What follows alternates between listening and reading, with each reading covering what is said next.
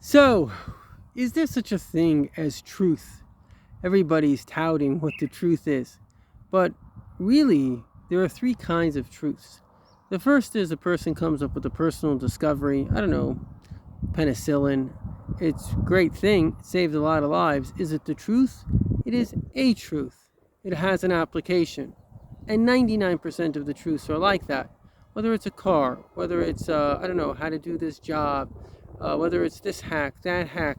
Is it a truth? Yes, but it has a specific application. It's more like a tool. It has a use. Then we speak about people that think that they have the truth, the overall truth. And many times that truth is also like an application. It's, I don't know, even religions that say, okay, well, this is going to get you into heaven. Well, that's also an application, getting into heaven. Is it going to function on how to scramble eggs? Not necessarily. Is it the truth? Is it including everything? Not necessarily. And there are two others. There are those that are radical. We see this in radical Islam and kind of all radical groups. They have a very special kind of truth, and that is we must basically demean everybody else because our truth is so superior and everybody else is so inferior that this gives us permission to dominate it. We have this in all kinds of radicalism. We certainly see this in radicalism and black radicalism. It's this kind of notion, oh, well, we're 100% right, and those that don't follow us, we have this permission to push them down, etc., etc. This is what we would actually call a violent excuse. So again, it takes this kind of comprehensiveness. Oh, this is 100%. As Churchill said, a radical is one who can't change his mind and he won't change the subject. So it's an obsession. It really comes from the ego harping on a specific thing. I lived in South Africa, and it's very interesting. The young blacks in South Africa, they don't even know what apartheid is.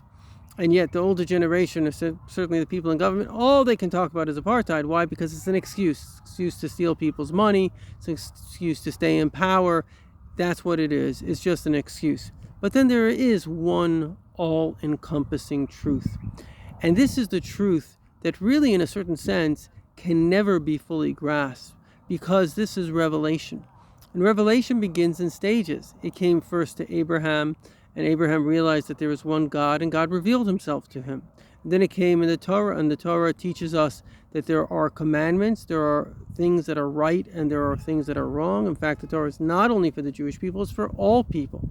There are 613 laws for the Jewish people, and generally 7 for the whole world: not to kill, not to steal, not to commit adultery and other immoral sexual behavior, to do goodness and kindness, and to have a justice system. A country without a justice system, I don't know what's going on with the crazy radical left, but they're trying to get rid of justice, and that's creating the greatest amount of abuse, particularly within the black community, particularly in the minority communities, because you take away the police from these areas. These are the areas that are most criminals. The beautiful thing about criminals is criminals are not racist. You see, criminals basically like money, and therefore they don't care who they steal from. And there's actually a study. They basically try to get the quickest route to the money, and usually that's the people right in front of them.